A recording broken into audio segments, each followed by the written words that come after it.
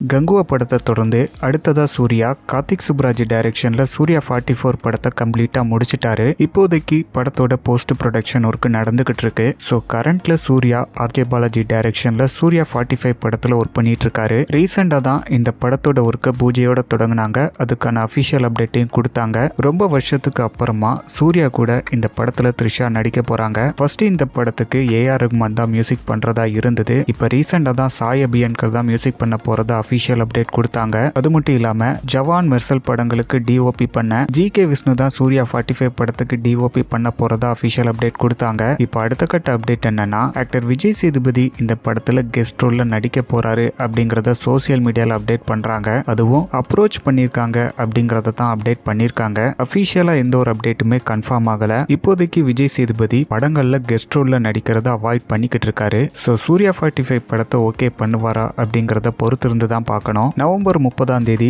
இந்த படத்தோட ஷூட்டிங்கை கோயம்புத்தூர்ல தொடங்கினாங்க. தொடர்ந்து படத்தோட ஷூட்டிங் எடுத்துக்கிட்டு இருக்காங்க. சூர்யா இந்த படத்தை முடிச்சதுக்கு அப்புறமா வெற்றிமாறன் டைரக்ஷன்ல வாடிவாசல் படத்துல நடிக்க போறாரு. சூர்யா 44 படத்தை பொறுத்த வரைக்கும் சம்மர் ஹாலிடேஸ்ல ரிலீஸ் பண்ண பிளான் பண்ணியிருக்காங்க.